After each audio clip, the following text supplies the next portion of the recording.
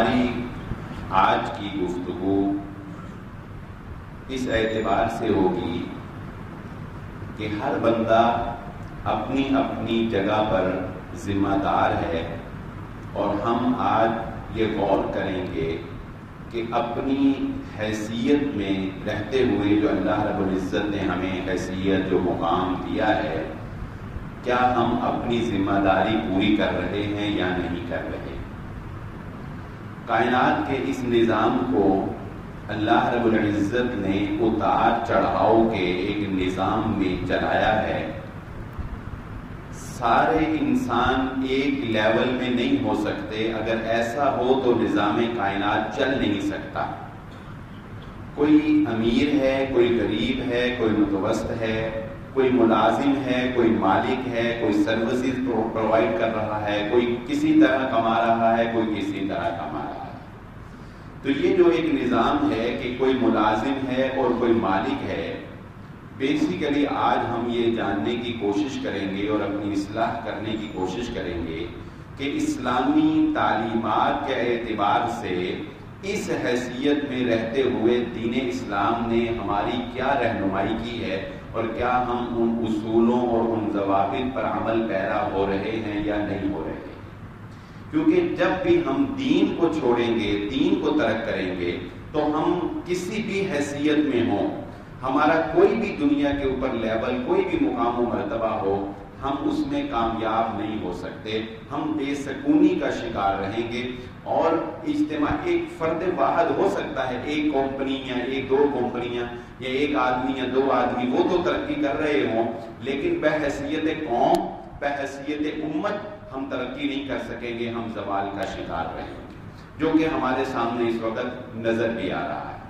رسول اللہ صلی اللہ علیہ وآلہ وسلم نے ملازمین کو بھی تلقین فرمائی ہے اور مالکان کو بھی تلقین فرمائی ہے۔ یہ بڑے ہی اعتدال کے ساتھ نظام لے کر چلنا پڑتا ہے۔ میں اگر کبھی ایسا ہوا، میں نے ایک دفعہ والدین کے حقوق پہ جمعہ پڑھایا اور پاک دامنی پہ جمعہ پڑھایا، تو مجھے بچوں کے میسج آنا شروع ہو گئے کہ جی آپ نے سارا زور والدین پہ لگا دیا ہے، تو ہمیں ہی سمجھائیں، کچھ والدین کو بھی سمجھائیں کہ وہ بھی ہمارے ساتھ کرے۔ پھر مجھے ایک جمعہ اس پہ پڑھانا پڑا۔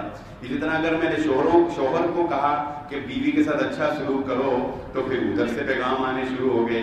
اور اگر کبھی بیوی کی خیر خواہی کی بات کر دی تو شوہر تو چونکہ یہیں بیٹھے ہوتے ہیں تو وہ سلام پھیرتے ہی آ جاتے ہیں کہ لو جی آج سارا دور ادھر ہی لگا دیا ہے۔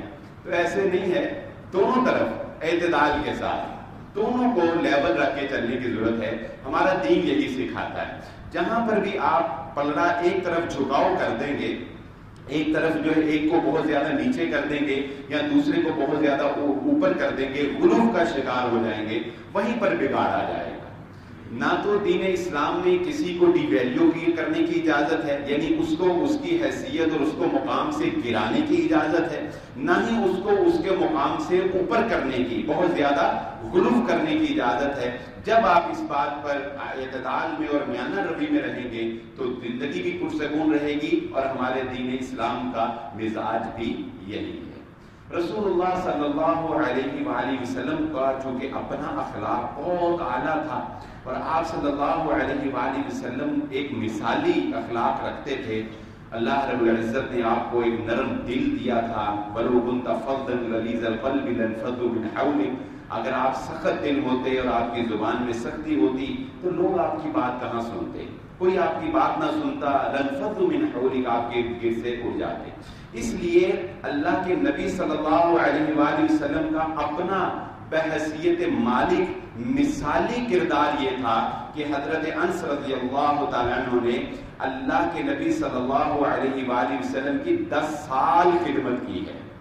10 سال آپ صلی اللہ علیہ وسلم کی خدمت گزاری میں گزار دیے، اور وہ اپنا یہ بیان ریکارڈ کرواتے ہیں کہ مجھے کبھی اللہ کے نبی صلی اللہ علیہ وآلہ وسلم نے اتنی بھی ڈانٹ نہیں پلائی تھی، اتنا بھی نہیں ڈانٹا تھا کہ مجھے یہ کہا ہو کہ انس میں نے تجھے فلاں کام کہا تھا، تو نے کیوں نہیں وقت پہ کیا۔ تو نے فلاں کام میں نے تجھے بھیجا تھا تو نے کیوں نہیں کیا؟ اور خود کہتے ہیں کہ ایک دفعہ مجھے اللہ کے نبی صلی اللہ علیہ وسلم نے ایک کام بھیجا تو میں جب نکلا تو رستے میں بچوں کو کھیلتا ہوا دیکھا، میں بھول گیا، میں ان کے ساتھ کھیلنے لگ گیا۔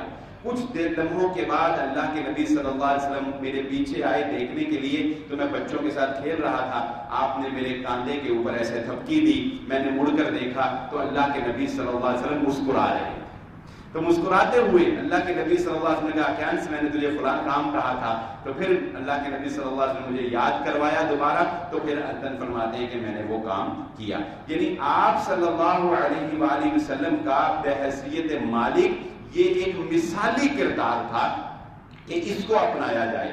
اللہ کے نبی صلی اللہ علیہ وآلہ وسلم سے کبھی اپنے ذاتی مفاد کے لیے، اپنے ذاتی کام کے لیے کسی پر غصہ ہونا، کسی کو برا کہنا، جس طرح کہ ہمارے ہاں ایک طریقہ کار بنا لیا گیا ہے مالکان کی طرف سے کہ وہ یہ سمجھ بیٹھے ہیں کہ شاید ملازم سے کام کروانے کے لیے اس کو اوے کر کے بلانا پڑے گا، اس کو گالی دینی پڑے گی، اس کی لان تان کرنی پڑے گی، اس کو بہت زیادہ گرا کر جو ہے وہ ایک حقیر چیز جو ہے بنا کر رکھنا پڑے گا، تب ہم اس سے کام لے سکتے ہیں۔ یہ تصور اس کا ذاتی تو ہو سکتا ہے، سیکولرزم کا پروان چڑھایا تو ہو سکتا ہے، سرمایہ دارانہ نظام کی یہ ترویج تو ہو سکتی ہے، مگر دین اسلام اس کو پسند نہیں کرتا، نہ دین اسلام ہمیں یہ ترغیب دلاتا ہے۔ مالکان کو تلقین کرتے ہوئے اللہ کے نبی صلی اللہ علیہ وآلہ وسلم نے ارشاد فرمایا، کسی مالک کو یہ اجازت نہیں ہے کہ وہ اپنے ملازم پر اس کے وزن سے، اس کی برداشت سے، اس کی صلاحیت سے زیادہ اس پر وزن ڈالے، اس کی برداشت سے زیادہ اس سے کام لے۔ حتیٰ کہ انسان تو انسان ہے، انسان سے اس کی برداشت اور اس کی ہمت سے زیادہ کام لینا تو کجا۔ اللہ کے نبی صلی اللہ علیہ وآلہ وسلم ایک دفعہ تشریف لے جا رہے تھے، جو کہ آپ کا معجزہ ہے کہ ایک اونٹ جو ہے وہ گردن کو جھکائے ہوئے اور روتا ہوا اللہ کے نبی صلی اللہ علیہ وآلہ وسلم کے پاس آ گیا۔ آپ صلی اللہ علیہ وسلم کے قریب آیا، نبی صلی اللہ علیہ وسلم نے اس کو ویسے کان کے پیچھے ایسے تھپکی دی، تو اس نے اللہ کے نبی صلی اللہ علیہ وسلم سے باتیں کی۔ تو اللہ کے نبی صلی اللہ علیہ وآلہ وسلم نے صحابہ کو اس کے مالک کو بلاؤ۔ جب اس کے مالک کو بلایا گیا تو جانتے ہیں اللہ کے نبی صلی اللہ علیہ وسلم نے اس کو کیا کہا؟ اس نے کہا کہ تمہارا یہ جانور اونٹ جو ہے یہ مجھ سے شکایت کر رہا تھا کہ میرا مالک مجھ سے کام زیادہ لیتا ہے اور مجھے نہ آرام کرنے کے لیے تک وقت دیتا ہے اور نہ مجھے صحیح طرح سے چارہ کھانے کے لیے دیتا ہے۔ یعنی کام زیادہ اور اس پر آرام بھی کم اور اس پر اس کو کھانے پلانے کے لیے بھی کم۔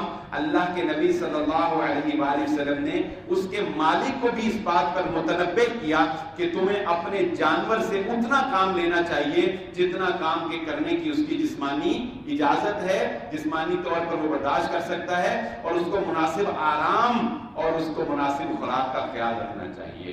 اور یہاں تک اللہ کے نبی صلی اللہ علیہ وآلہ وسلم نے مالکان کو تلقین کرتے ہوئے یہ بات ارشاد فرمائی کہ آپ صلی اللہ علیہ وسلم نے فرمایا، اگر کبھی ملازم سے اس کی صلاحیت یا اس کی ہمت سے زیادہ کام لینا پڑ جائے، بس اوقات ایسے ہوتا ہے نا کہ روٹین سے ہٹ کے کوئی وزنی چیز آ گئی ہے، کوئی 1 گھنٹہ 2 گھنٹے زیادہ لگانے پڑ گئے ہیں، اوور ٹائم پہ کام کرنا پڑ گیا ہے، تو اللہ کے نبی صلی اللہ علیہ وآلہ وسلم نے فرمایا، اگر کبھی ملازم سے، اگر کبھی غلام سے اس کی ہمت سے زیادہ کام لینا پڑ جائے تو مالک کو چاہیے کہ وہ اس کے ساتھ خود بھی تعاون کرے۔ یہ تعاون جسمانی طور پہ ہو سکتا ہے ساتھ ہاتھ لگا کے، یہ تعاون مالی طور پہ ہو سکتا ہے، یہ تعاون کسی ہیلپر کو ساتھ دے کر، کوئی بھی کام کسی بھی طریقے سے ہو، لیکن اگر ملازم سے اس کی ہمت سے زیادہ اور اس کے طے شدہ شیڈول سے زیادہ اگر آپ کام لیں گے تو اس کے ساتھ تعاون کرنے کی رسول اللہ صلی اللہ علیہ وسلم نے تلقین فرمائی ہے۔ میں آپ کو اپنا ایک ذاتی تجربہ بتاتا ہوں۔ آج سے 12 سال پہلے میں نے جب تعلیم مکمل کی تو اس کے بعد سب سے پہلے میں نے گارمنٹ ایکسپورٹ کا کام شروع کیا تھا۔ ہم یو کے مانچسٹر میں ایک کنٹینر بھیجتے تھے، تو ہمیں ہمارے بائر نے یہ تلقین کی کہ آپ کا جو گارمنٹ کا کارٹون ہوگا اس کا وزن 13 kg سے زیادہ نہیں ہونا چاہیے، 13 کلو سے زیادہ نہیں ہونا چاہیے۔ تو ہم نے اس کو یہ پوچھا کہ یہ پابندی 13 kg کی آپ کیوں لگا رہے ہیں؟ حالانکہ ظاہر کارٹون میں زیادہ گارمنٹ آئیں گے تو کارٹون کم ہوں گے، فائدہ ہوگا ان کا بھی ہمارا بھی، لیکن اس نے کہا کہ ہمارے ملک میں یہ قانون ہے کہ ایک نارمل مزدور 13 kg سے زیادہ وزن اٹھائے گا تو اس کے جسمانی طور پر پرابلم ہو سکتی ہے. زیادہ سے زیادہ ایک مزدور کو جو وزن اٹھانے کی حد ہے وہ 13 kg ہے.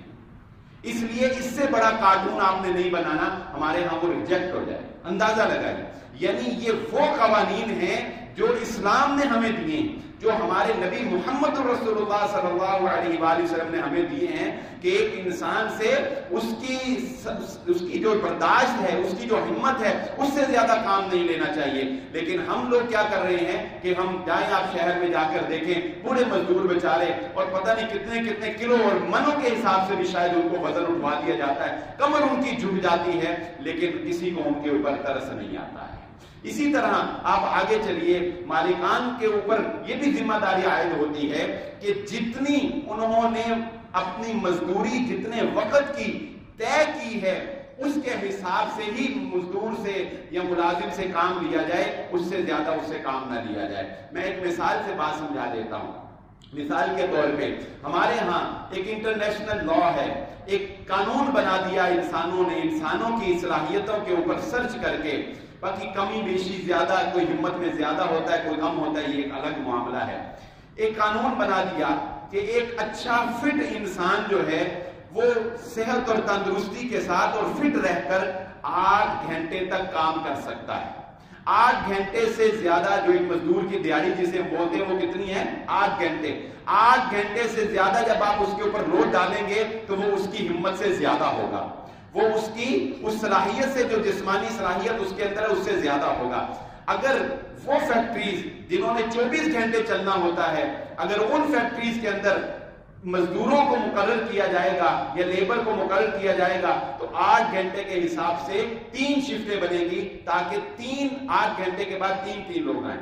لیکن ہمارے ہاں مزدوروں کا فیکٹریز کے اندر اور دکانوں کے اوپر اور چھوٹے لیول کے اوپر کیا یہ استحصال نہیں ہوتا کہ ہم مزدور سے 12 گھنٹے کام لیتے ہیں اور اس کو 8 گھنٹے کی مزدوری دیتے ہیں. 12 سے بھی شاید زیادہ بعض جگہ پر کام لیا جاتا ہو, لیکن مزدوری اس کو ہم 8 گھنٹے کی دے رہے ہیں. ہم کہاں دین اسلام اور محمد الرسول اللہ صلی اللہ علیہ وآلہ وسلم کی تعلیمات پر عمل کر رہے ہیں؟ تو کیسے یہ ممکن ہے کہ پھر ہم خوشحالی کے متمنی ہوں, پھر ہم معاشی طور پر جو ہے یہ تصور کریں کہ ہم بہت عروج پا جائیں؟ وہ ترقی تو ہو سکتی ہے مگر وہ سکون نہیں ہو سکتا. اور سب سے بڑھ کر بات کہ وہ آخرت کی کامیابی وہ مال نہیں بن سکتا جو مال کسی کا حق مار کر لیا جائے. یہ حق تلفی, کسی مزدور سے 8 گھنٹے کی مزدوری دینا اور 12 گھنٹے اس سے کام لینا, بتائیں یہ حق تلفی ہے کہ نہیں, یہ ظلم ہے کہ نہیں؟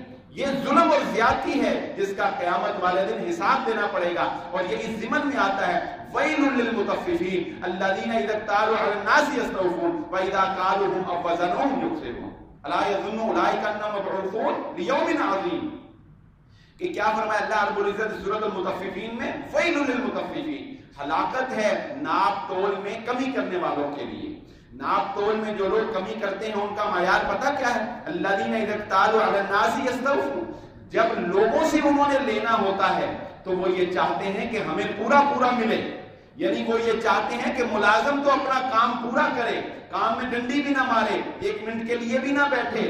جب لوگوں سے ماپ کر لینا ہوتا ہے, جب لوگوں سے کوئی چیز لینی ہوتی ہے تو وہ چاہتے ہیں کہ 1 انچ کا بھی فرق نہ آئے, 1 رتی برابر جو ہے وہ فرق نہ آئے. لیکن جب خود ان کے دینے کی باری آتی, جب انہوں نے لوگوں کو دینا ہوتا ہے تو پھر اس میں ناپ تول میں کمی کر کے دیتے ہیں.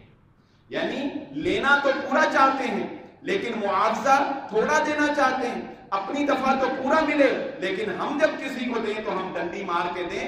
اللہ رب العزت فرماتے ہیں کیا یہ لوگ بھول گئے ہیں کہ انہوں نے قیامت کے دن رب کے سامنے کھڑے بھی ہونا ہے؟ یہ بھولے ہوئے ہیں اس دن کو کہ جس دن انہیں اٹھایا جائے گا, وہ بڑا دن مالک یوم الدین, جب اللہ رب العزت کے سامنے تمہیں پیش ہونا ہے اور تمہیں ایک چیز کا جو ہے وہ حساب دینا پڑے گا.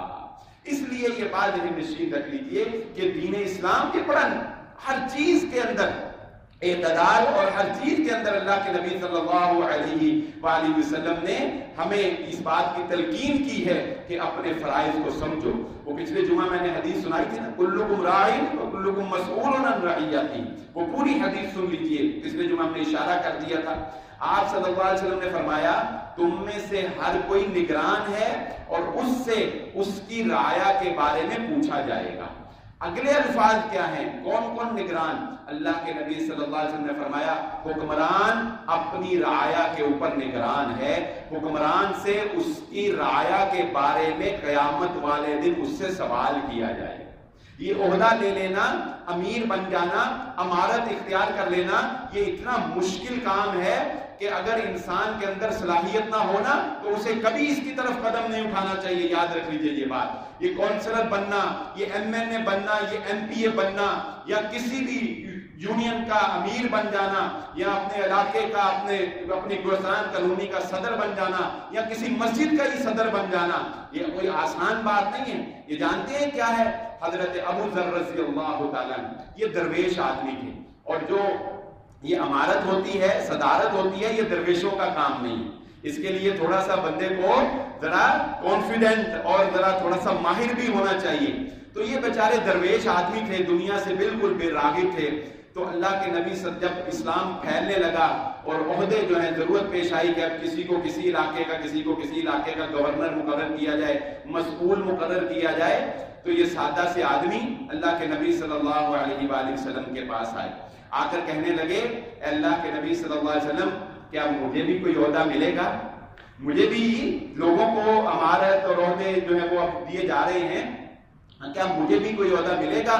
اللہ کے نبی صلی اللہ علیہ وآلہ وسلم نے فرمایا ابو ذر تو کمزور آدمی ہے، ابو ذر تو کمزور آدمی ہے.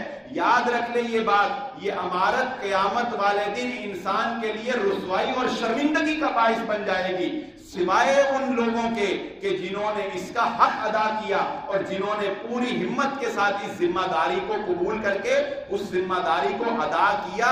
وہ تو قیامت والے دن شرمندگی سے بچ جائیں گے، لیکن جنہوں نے امارت لے کر اس کی ذمہ داری پوری نہ کی اور اس کا حق ادا نہ کیا، قیامت والے دن یہ امارت ان کے لیے شرمندگی اور رسوائی کا باعث بن جائے گی. اللہ کے نبی صلی اللہ علیہ وسلم نے ابو ذر رضی اللہ تعالیٰ عنہ کو تلقین کرتے ہوئے کہا ابو ذر تو کمزور آدمی ہے، تیرے جیسے کمزور آدمی کو میں یہ تلقین کرتا ہوں، جو میں اپنے لیے پسند کرتا ہوں وہ میں تیرے لیے پسند کرتا ہوں. فرمایا کبھی دو آدمیوں کے اوپر بھی امیر نہ بننا، کبھی دو آدمیوں کے اوپر بھی اگر تجھے امیر مقرر کیا جائے نا کہ تو ان دو آدمیوں کے اوپر امیر ہے، تو ذمہ دار بن کے بنا دیا گیا، کبھی دو آدمیوں کے اوپر بھی امیر نہ بننا، اور کبھی یتیم کے مال کا والی نہ بننا. تجھے قیامت والے دن ان کا حساب دینا پڑے گا. یہ کوئی آسان بات ہے؟ آپ بتائیے. تو اس لیے یہ بات ذہن نشین رکھ لیجئے کہ کسی بھی عہدے کے اوپر فائز ہو جانا، کسی بھی امارت کا مل جانا، کسی بھی اللہ رب العزت نے آپ کو فیکٹری کا آنر بنا دیا، آپ کے متحد لوگ آ گئے، یاد رکھیں یہ اتنا آسان نہیں ہے کہ کوئی نوٹوں کی مشین آپ نے لگا لیا اور نوٹ چھاپی جا رہے ہیں 1 سے 2 اور 2 سے 3. نہیں، یہ ذمہ داری ہے جس کے بارے میں قیامت والے دن آپ سے سوال کیا جانا ہے. نبی صلی اللہ علیہ وسلم نے فرمایا حکمران جو ہے وہ نگران ہے اور اس سے اس کی رعایا کے بارے میں قیامت والے دن پوچھا جائے گا. اگر اس نگرانی کو صحیح طور پر ادا نہیں کرتا قیامت والے دن رسوا ہوگا، قیامت والے دن شرمندگی کا سامنا کرنا پڑے. اللہ کے نبی صلی اللہ علیہ وآلہ وسلم سے ایک بدو نے آ کر سوال کیا. آپ صلی اللہ علیہ وآلہ وسلم ایسے سوال و جواب لوگ سوال کر رہے تھے، نبی صلی اللہ علیہ وسلم جواب دے رہے تھے. تو ایسے باتوں کے دوران ہی ایک بدو نے، سادے آدمی نے دوران ہی سوال کر لیا. اللہ کے نبی صلی اللہ علیہ وسلم نے ایسے سنا کہ جیسے سنا ہی نہیں ہے، کیونکہ آپ نے اس کو بعد میں رکھا. پہلے جس کا جواب دے رہے تھے پہلے اس کا جواب مکمل کیا، پھر اس کو بلایا، پوچھا کہاں ہے وہ جس نے بدو نے مجھ سے سوال کیا تھا. اس کو بلایا گیا، اس کو کہا سوال کرو دوبارہ. اس نے کہا اللہ کے نبی صلی اللہ علیہ وآلہ وسلم میں آپ سے قیامت کے بارے میں سوال کرتا ہوں، قیامت کے بارے میں مجھے بتائیے. اللہ کے نبی صلی اللہ علیہ وسلم نے فرمایا سنو، جس وقت امانتوں میں خیانت کی جانے لگے گی، جس وقت امانت میں خیانت کی جانے لگے گی تو تم قیامت کا انتظار کر لینا. اس بدو نے کہا اللہ کے نبی صلی اللہ علیہ وسلم مجھے بات صحیح سمجھ نہیں آئی، ذرا میں سادہ سا بندہ ہوں، ذرا کھول کے بتائیں کہ امانت میں خیانت کا کیا مطلب ہے۔ اللہ کے نبی صلی اللہ علیہ وسلم نے فرمایا جس وقت عمرا، حکمران، جس وقت ذمہ داران لوگ جو ہیں وہ نااہل اور جاہل لوگ جو ہیں وہ تمہارے اوپر ذمہ دار بن جائیں، تمہارے اوپر امیر مقرر ہو جائیں، تو سمجھ لینا کہ قیامت آنے والی ہے، قیامت کا انتظار کرنا، امانتوں میں خیانتیں ہونے لگ جائیں۔ کیوں؟ اس لیے اس حدیث سے بات کیا سمجھ آئی؟ بات یہ سمجھ آئی کہ کسی بھی عہدے کا ذمہ دار بننا وہ ایک امانت ہے، کسی بھی عہدے کے اوپر فائز ہونا وہ ایک امانت ہے، وہ آپ اس کے ذمہ دار ہیں، امین ہیں اس کے۔ جس طرح امانت کے اندر خیانت کرنے والا کل روز محشر جواب دہ ہوگا، اسی طرح اس عہدے کے اوپر فائز شخص جو ہے وہ روز محشر جواب دہ ہوگا۔ اگر اس عہدے کے اہل نہیں ہو، چھوڑ دو اس عہدے کو۔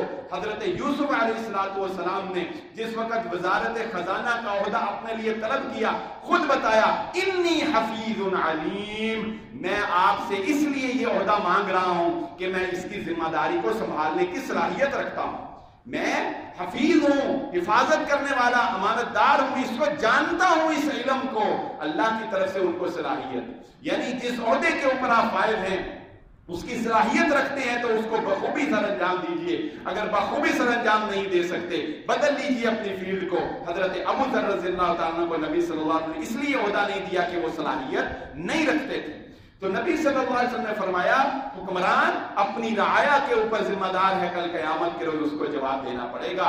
اسی طرح آپ صلی اللہ علیہ وسلم نے فرمایا مرد اپنے گھر کے اوپر ذمہ دار ہے، مرد اپنے بیوی بچوں کا ذمہ دار ہے، کل قیامت کے روز اس سے سوال کیا جائے گا۔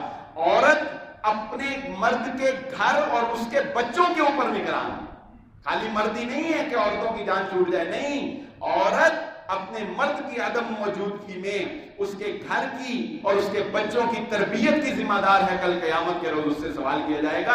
اور یہ ہے آخری بات جو ہماری تصویر کا دوسرا رخ ہے۔ کوگر احمد سے تھوڑا سا گلا بھی سن لے کہ اللہ کے نبی صلی اللہ علیہ وسلم نے فرمایا ہر غلام، غلاموں کی اب صورت نہیں رہی، غلام یعنی ملازم، ہر ملازم، ہر غلام اپنے مالک کے مال کا ذمہ دار ہے، کل قیامت کے روز اس سے اس کے بارے میں پوچھا جائے گا۔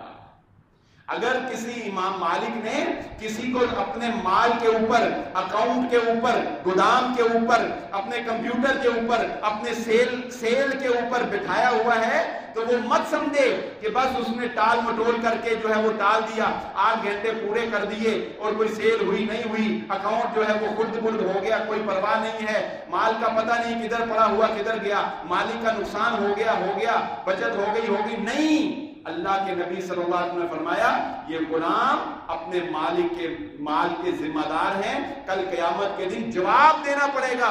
تجھے 8 گھنٹے کی وہ معاوضہ دیتا تھا، تجھے وہ مزدوری پوری دیتا تھا، کیا تو نے اپنی صلاحیتوں کو بروئے کار لا کے اس کی خیر خواہی کا جذبہ رکھتے ہوئے اس کا کام مکمل نیک نیتی کے ساتھ کیا تھا کہ نہیں کیا تھا؟ بدنیتی جو ہے یہ ملازم کے اندر نہیں ہونی چاہیے۔ وہ بندہ جو مسلمان ہے، جس کے دل کے اندر خدا کا خوف ہے، جو اللہ سے ڈرتا ہے، وہ حضرت عبداللہ بن عمر رضی اللہ تعالیٰ عنہ نے ایک نوجوان کو بکریاں چراتے ہوئے دیکھا۔ وہ کہنے لگے حضرت عبداللہ کہ ہم مسافر ہیں، ہمیں ایک بکری کا دودھ دے دو، ہمیں ایک بکری کا دودھ دے دو۔ تو اس نے کہا کہ نہیں، مجھے اجازت نہیں۔ تو حضرت عبداللہ نے اس کا امتحان لینے کے لیے، اس کو آزمانے کے لیے کہا کہ تمہارا یہاں کون سا مالک دیکھ رہا ہے؟ بکریوں کا وہ تو چرواہا تھا، بکریوں کا مالک کوئی اور تھا۔ انہوں نے کہا تم مالک کون سا دیکھ رہا ہے؟ تم ایک بکری کا دودھ ہمیں دے بھی دو گے، مالک کو کون سا پتا لگے گا کہ اس نے بیچ میں سے جو ہے ڈنڈی ماری ہے؟ تو اس نوجوان نے بڑا پیارا جواب دیا، اس نے کہا میرا مالک وہ جو بکریوں کا مالک ہے وہ تو نہیں دیکھ رہا، مگر وہ جو آسمان کے اوپر ہے وہ دیکھ رہا ہے، وہ جو آسمان کے اوپر ہے وہ دیکھ رہا ہے۔ ملازمین کے اندر، ذمہ داران کے اندر یاد رکھ لیجئے یہ بات، مالک کا خوف انہیں کچھ نہیں ایماندار بنا سکتا، اپنے آقا کا خوف انہیں کوئی ایماندار نہیں بنا سکتا۔ لوگ تو کیمروں کی ویڈیو کے سامنے مکر جاتے ہیں، لوگ تو کیمرے کی بنائی ہوئی ویڈیو کے سامنے بتائیں مکر جاتے ہیں کہ نہیں مکر جاتے؟ لوگ تو ویڈیو سے مکر جاتے ہیں۔ ہاں، اگر مکرنے سے روکنے والی کوئی چیز ہے تو وہ رب العالمین کا خوف ہے جو دل کے اندر پیدا ہو جائے۔ رب کا خوف جس کے اندر ہو اسے کسی کیمرے کی نگاہ کی ضرورت نہیں۔ لیکن افسوس کہ مسلمانوں کے دلوں سے خدا کا خوف جاتا رہا، مسلمانوں کے دلوں سے قیامت کے دن جواب دہی کا خوف جو ہے وہ جاتا رہا، مالکان کے اندر سے بھی جاتا رہا، ملازمین کے اندر سے بھی جاتا رہا۔ سو نتیجہ نہ مالکان ملازمین سے خوش ہے، نہ ملازمین مالکان سے خوش۔ دونوں ہی ایک دوسرے کی بدگوئیاں اور دونوں ہی ایک دوسرے کو برا سمجھ رہے ہیں، دونوں ہی ایک دوسرے کے لیے بدنیتی کے ساتھ بس نظام چلتا جا رہا ہے۔ لیکن ان جگہوں کے اوپر برکتیں ہیں الحمدللہ، جہاں پر دونوں ایک دوسرے کے خیر خواہ ہیں، دونوں ایک دوسرے کے ساتھ تعاون کرنے والے ہیں، اور دونوں اپنے اپنے مقام اور اپنی اپنی حیثیت کو سمجھنے والے ہیں۔ اللہ کے نبی صلی اللہ علیہ وآلہ وسلم نے اس بات کو سمجھاتے ہوئے کہ ملازمین اور مالکان کا معاملہ جو ہے وہ کتنا نازک ہے، اور یہ عہدے جو اللہ رب العزت نے انسان کو دیے ہیں یہ معمولی سی بات نہیں ہے۔ اللہ کے نبی صلی اللہ علیہ وآلہ وسلم نے جس وقت ایک صحابی کو مقرر کیا ایک عہدے کے اوپر، زکوٰۃ کے عاملین کے اوپر، زکوٰۃ کے یعنی نزاکت دیکھیے گا، اندازہ لگائیے گا کہ دین اسلام جو ہے وہ کتنے نازک مسئلوں میں انسان کی گرفت کرتا ہے۔ اور یہ جو اب میں حدیث سنانے جا رہا ہوں، میرا خیال ہے کہ سرکاری ملازمین جو ایک ہمارے پرائیویٹ جاب کرنے والے لوگ ہیں وہ بھی اس ضمن میں آتے ہوں گے کہیں نہ کہیں، لیکن جو سرکاری ملازمین ہیں وہ اس حدیث کو ذرا غور سے سنیں، اور اللہ تعالیٰ ان کو اپنی اصلاح کرنے کی توفیق عطا فرما دے۔ اللہ کے نبی صلی اللہ علیہ وآلہ وسلم نے جس وقت زکوٰۃ کے نظام کو رائج کیا تو عاملین کی ضرورت محسوس ہوئی، یعنی وہ حکومت کے وہ لوگ جو لوگوں سے جا کر زکوٰۃ موصول کرتے تھے، کیونکہ زکوٰۃ جو ہے وہ اونٹوں کی بھی ہے، گائے پر بھی ہے، بکری پر بھی ہے، گندم پر بھی ہے، اس طرح تو وہ لوگ جایا کرتے تھے لوگوں کے پاس، جس نے اونٹ رکھے ہوئے ہیں اس کا جائزہ لیتے، دیکھتے کہ کتنے اونٹ ہیں، پھر اس میں سے جو اونٹ کا زکوٰۃ بنتی وہ لے کر تو واپس آئے۔ تو قبیلہ بنو اسد کے ایک آدمی کو اللہ کے نبی صلی اللہ علیہ وآلہ وسلم نے زکوٰۃ کے اوپر عامل مقرر کر دیا۔ تو جب وہ زکوٰۃ کا مال لے کر واپس آیا نا، تو آ کر جب وہ بیت المال میں اس کو جمع کروانا تھا تو آ کر پتہ کیا کہتا ہے؟ کہتا جی یہ تو وہ ہے، یہ اونٹ، یہ بکری، یہ سارا کچھ یہ تو وہ ہے جو زکوٰۃ کا مال ہے، اور یہ جو چند چیزیں ہیں نا یہ وہ ہیں جو لوگوں نے مجھے بطور تحفہ دی، جو لوگوں نے مجھے بطور تحفہ دی۔ اللہ کے نبی صلی اللہ علیہ وآلہ وسلم نے جب اس کی یہ بات کو سنا، اسی وقت اللہ کے نبی صلی اللہ علیہ وآلہ وسلم منبر پر تشریف لائے، لوگوں کو جمع کیا، صحابہ کرام کو بلایا اور فرمایا کہ تمہیں کیا ہو گیا ہے؟ کیا یہ وقت بھی آ گیا ہے کہ تم کہتے ہو یہ سرکاری مال ہے اور یہ مجھے تحفہ دیا گیا ہے؟ اللہ کے نبی صلی اللہ علیہ وآلہ وسلم نے فرمایا اگر تم اپنے ماں باپ کے گھر میں بیٹھے رہتے تو پھر ہم دیکھتے کیا لوگ وہاں سے تمہیں تحفہ دینے کے لیے آتے؟ کیا وہاں سے لوگ تمہیں تحفہ دینے کے لیے آتے؟ تمہیں یہ تحائف کی صورت میں جو لوگوں نے مال دیا ہے یہ اس لیے دیا ہے کہ تم حکومت کے نمائندے مقرر کر کے بھیجے گئے تھے۔ اللہ کے نبی صلی اللہ علیہ وسلم نے فرمایا یہ تحائف بھی بیت المال کے اندر جمع ہوں گے اور یہ سارے امور جو ہیں یہ بھی بیت المال کے اندر جمع ہوں گے، بلکہ تحفہ قبول کرنے کو ایک سرکاری ملازم کے لیے جس تحفے سے اس کے دل کے اندر نرمی پیدا ہو جائے اور کل کو وہ اس کو ایک رشوت کی شکل بن جائے اور وہ اس کو ریلیف دے اور میرٹ سے ہٹ کر فیصلہ کرے، اللہ کے نبی صلی اللہ علیہ وآلہ وسلم نے ایسے تحائف کو قبول کرنے سے انکار کر دیا ہے۔ رشوت تو بہت بعد کی بات، الراشی والمرتشی کلاہما فی النار ہم بورڈوں پر لگا سنتے ہیں، رشوت لینے والا اور رشوت دینے والا یہ دونوں جہنمی ہیں، چھوٹا سا لفظ ہم نے بس دائیں سے سنا بائیں سے نکال دیا۔ رشوت تو بعد کی بات ہے، کسی سرکاری ملازم کے لیے یہ بھی جائز نہیں ہے کہ وہ تحفہ قبول کرے اس عہدے پر رہتے ہوئے۔ کیوں؟ کیونکہ یہ تحفہ اس کے دل کے اندر نرمی پیدا کرے گا، اور ان لوگوں کے لیے جو ناجائز کام کروانا چاہتے ہوتے ہیں اور جو اپنا فائدہ حاصل کرنا چاہتے ہوتے ہیں، یہ بھی رشوت کا ایک دروازہ ہے جو وہ تحائف کے ذریعے سے کھولتے ہیں۔ اللہ کے نبی صلی اللہ علیہ وسلم نے ہمارے دین میں اس کی بھی ہمیں اجازت نہیں دی۔ ہم کہاں پہ کھڑے ہیں؟ ہم کیا کر رہے ہیں؟ اپنی ذمہ داریوں سے کس قدر پہلوتئی اختیار کر رہے ہیں؟ کسی ملازم کے لیے یہ جائز نہیں ہے، کسی ملازم کے لیے یہ جائز نہیں ہے کہ جو وقت اس نے اپنے مالک کو دے دیا ہے، جو وقت اس نے اپنے مالک کو دے دیا ہے، کسی ادارے کے پروفیسر، کسی لیکچرار، کسی استاد کے لیے یہ جائز نہیں ہے کہ جو وقت اس نے اپنے مالک کو دے دیا ہے اس وقت کے اندر وہ اپنا کوئی ذاتی کام بغیر اس کی اجازت کے سر انجام دے۔ ہمارے ہاں کیا ہو رہا ہے؟ وہ گاڑیاں جو دفتری استعمال کے لیے، وہ گاڑیاں جو صرف ادارے کے استعمال کے لیے دی گئی ہیں، بتائیے کیا ذمہ داران ان کو ذاتی استعمال میں استعمال کر رہے ہیں کہ نہیں کر رہے ہیں؟ یہ امانتوں میں خیانت ہے۔ وہ وقت جو آپ نے اپنے مالک کے لیے مخصوص رکھا ہوا ہے، اس کی اجازت کے بغیر اپنے ذاتی کاموں کے اندر جو ہے اس کو صرف کرنا، یا اس کے ہی اس وقت میں اپنا کوئی اور کام شروع کر لینا، یہ سب وہ خیانتیں ہیں، وہ چھوٹی چھوٹی خیانتیں ہیں جو قیامت والے دن اللہ کے نبی صلی اللہ علیہ وسلم نے فرمایا قیامت کا دن ہوگا، تم میں سے کوئی ایسا نہ ہو کہ اس نے اپنے کندھے کے اوپر اونٹ اٹھایا ہوا ہو، کوئی ایسا نہ ہو کہ اس کے کندھے کے اوپر گھوڑا ہو، کوئی ایسا نہ ہو کہ بکری ہو، کوئی ایسا نہ ہو کہ اس نے اپنے کندھوں کے اوپر کوئی بھی جو بھی اس نے خیانت کی وہ اٹھائی ہو، اور وہ بول رہا ہو اور وہ کرا رہا ہو اور وہ مجھے پکارے، میں محمد صلی اللہ علیہ وآلہ وسلم اس کے کچھ کام نہیں آ سکتا ہے۔ جو چیز تم نے خیانت کی ہے قیامت والے دن تمہارے کندھوں پر بوجھ بنا کر رکھ دی جائے گی، وہ پکار پکار کے کہے گی میں ہوں وہ جو اس نے خیانت کی، میں ہوں وہ جو اس نے خیانت کی۔ اور اس کی باریکی کو، اس کی نزاکت کو بتاتے ہوئے اللہ کے نبی صلی اللہ علیہ وسلم نے ارشاد فرمایا کسی ذمہ دار کے لیے یہ جائز نہیں ہے، کسی ایماندار امانت دار کے لیے یہ جائز نہیں ہے کہ وہ اپنے مالک کے مال میں ایک سوئی برابر بھی کمی کرے۔ ایک سوئی برابر، سوئی کیا حیثیت رکھتی ہے آپ بتائیں؟ ایک سوئی برابر بھی کوئی چیز اپنے مالک کی اجازت کے بغیر، اس کے نوٹس میں لائے بغیر، ملازم کی یہ اجازت نہیں ہے اس کو کہ وہ ایک سوئی بھی استعمال کر لے یا ایک سوئی بھی دائیں بائیں کر دے۔ یہ سوئی برابر چیز بھی قیامت کے روز امانت میں خیانت تصور کی جائے گی اور اس کو اس کا جواب دینا پڑے گا۔ اب آپ اندازہ لگائیے ہم لوگ جو زندگی گزار رہے ہیں، چاہے وہ مالک کی حیثیت سے ہو یا وہ ملازم کی حیثیت سے، ہم لوگ کہاں کریں؟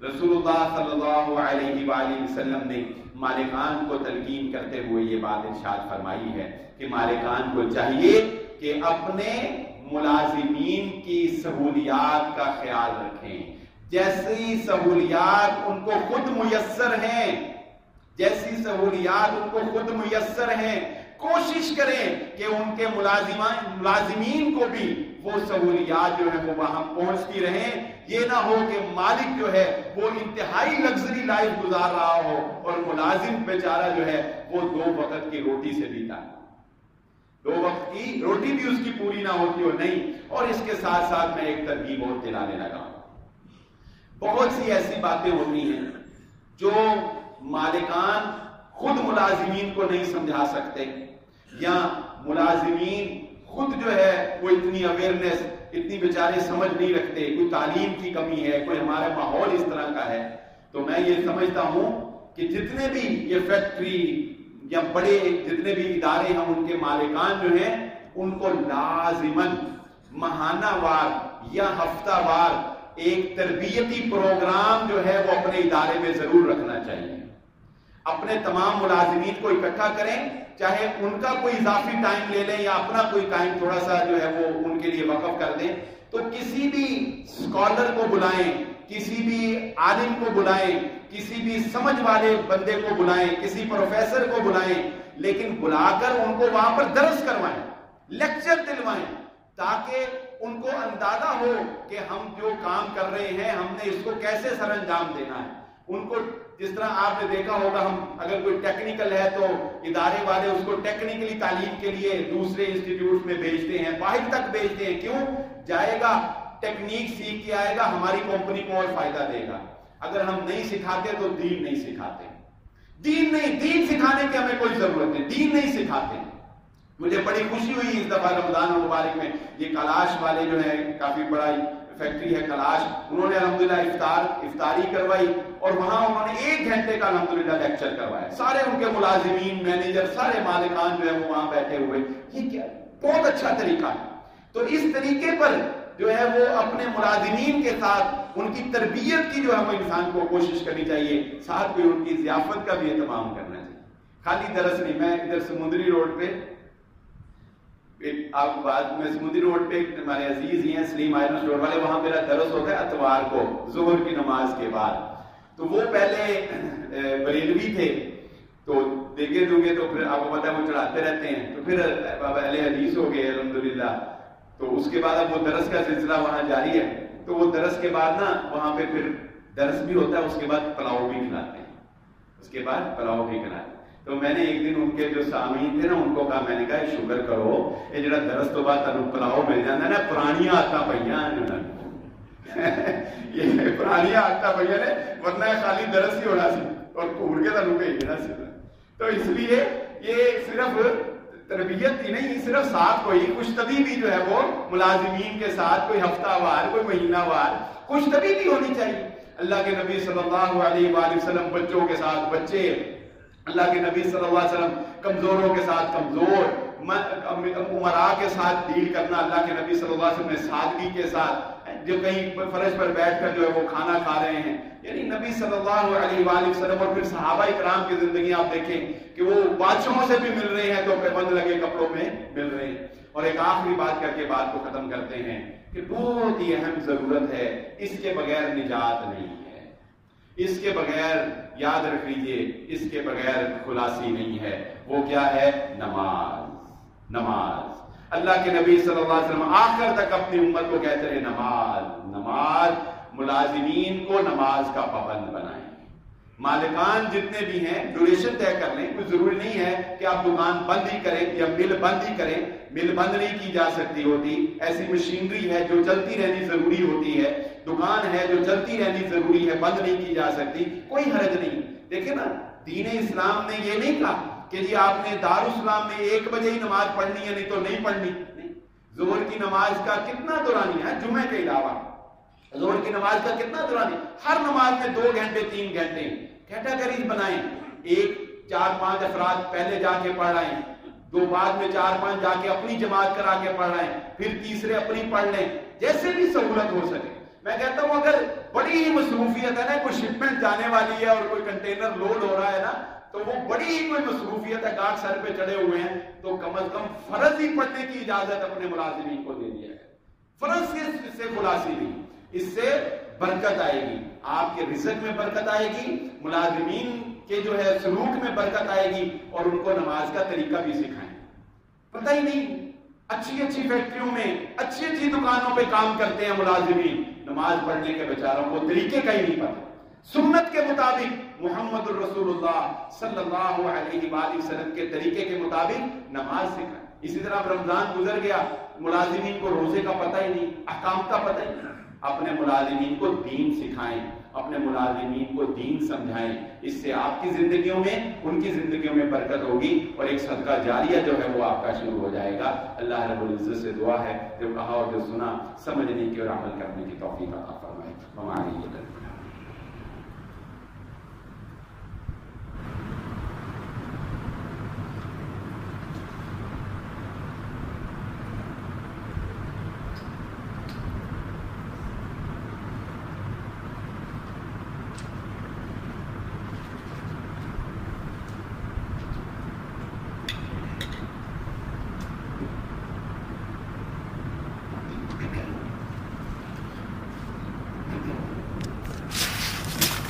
الحمد لله نحمده ونستعينه ونستغفره ونؤمن به